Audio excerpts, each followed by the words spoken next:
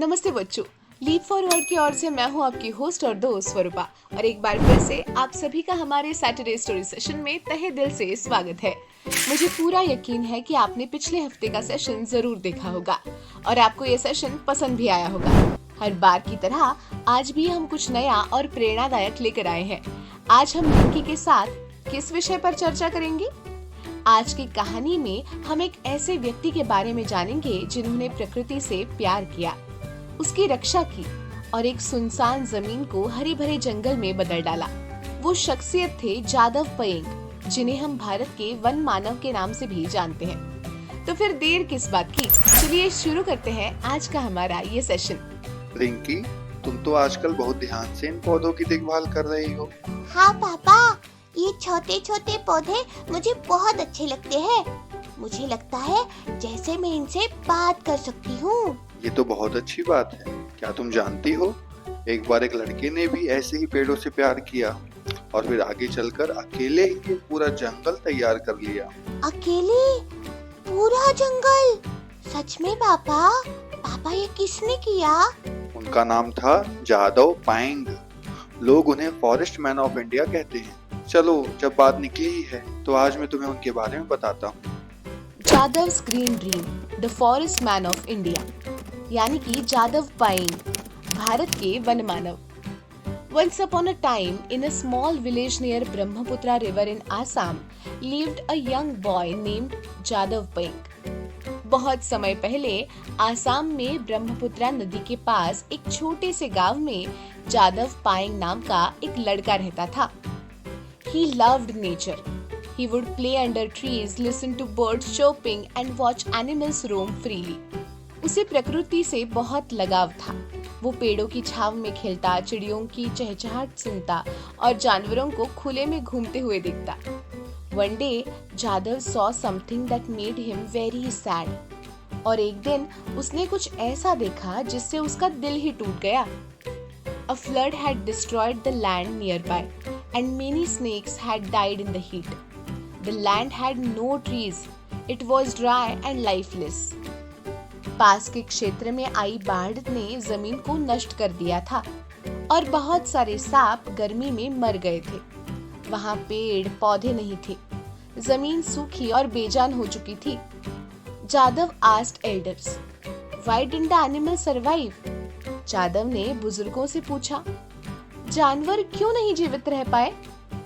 They said, there were no trees to give them shade and no plants to keep the land cool. और उन्होंने कहा, यहाँ पेड़ नहीं थे जो उन्हें छांव देते और ना ही कोई पौधे थे जो जमीन को ठंडा रखते।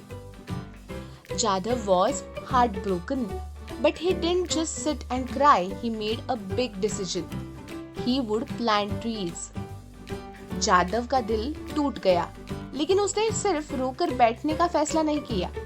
उसने एक बड़ा निर्णय लिया। वो पेड़ लगाएगा। He started with just one sapling, then another, and then many more. Every single day he planted a tree. उसने एक छोटा पौधा लगाया, फिर एक और हर रोज उसने एक और पेड़ लगाया। No one helped him. People laughed and said, "One boy cannot grow a forest." कोई उसकी मदद नहीं करता था। लोग हंसते थे और कहते थे, एक लड़का जंगल नहीं उगा सकता। But Jadav didn't stop. लेकिन जादव ने हार नहीं मानी। Years passed. His trees grew tall, birds came back, and so did animals, even tigers and elephants. सालों बाद उसके लगाए हुए पेड़ बड़े हो गए। चिड़िया वापस आई, जानवर भी लौट आए, यहाँ तक कि बाघ और हाथी भी। What was once a dry land had become a big green forest, all because of one man's love and care. जो जमीन पहले सूखी थी, वो अब एक बड़ा हरा भरा जंगल बन चुका था और ये सब एक आदमी के प्यार और देखभाल के कारण हुआ था। Today, Jadav Paiyeng is known as the forest man of India. He turned an empty land into a home for many living beings. आज जादव पायेंग को भारत के वन मानव के रूप में जाना जाता है। उसने खाली जमीन को कई जीवों के लिए घर बना दिया। और इससे हमें सीख क्या मिलती है? Even one person can make a big difference. If you care for the nature, it will care for you. Never stop believing in the power of small action. और इससे हमें सीख क्या मिलती है? एक व्यक्ति भी बड़ा बदलाव ला सकता है। अगर आप प्रकृति का ध्यान रखते हैं तो प्रकृति भी आपका ध्यान रखेगी। कभी छोटे कदमों के प्रभाव को कम मत समझो।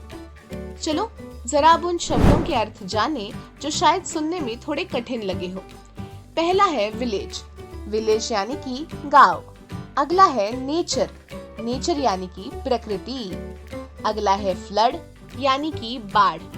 अगला है हार्ट ब्रोकन यानी कि दिल टूटना। अगला है सैपलिंग यानी कि पौधा। अगला है हेल्प यानी कि मदद। अगला है लाफ यानी कि हंसी।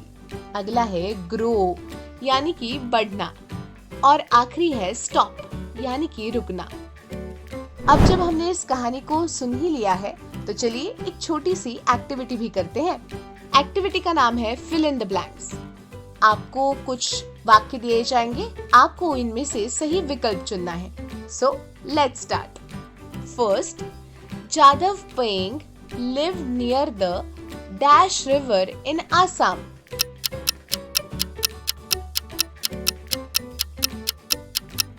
And the right answer is Brahmaputra. Next question.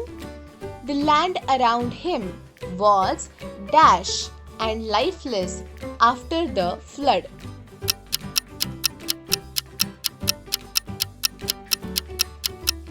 And the right answer is dry.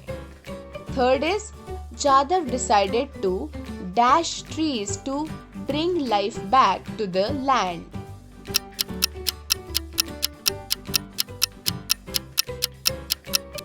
And the right answer is plant. Next, Jadav started planting one sapling and then dash.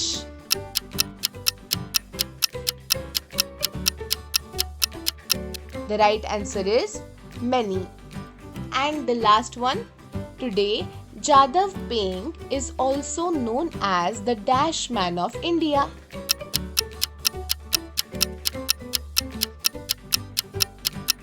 And the right answer is Forest Man. बच्चों, आपको कैसा लगा यह session? मजा आया ना? आज के सेशन में हमने जादव पेंग की कहानी देखी, उसका अर्थ समझा, उस पर आधारित कठिन शब्द सीखे और मजेदार एक्टिविटी भी हल की। हर शनिवार हम इसी तरह की मजेदार कहानियाँ और नए नए शब्द सीखते रहेंगे। आज का सेशन आपको कैसा लगा ये हमें कमेंट में जरूर बताइए। तो मिलते हैं अगले सेशन में। तब तक हंसते रहिए, खेलते रहिए और देखते रहिए आपका प्यारा सैटरडे स्टोरी सेशन।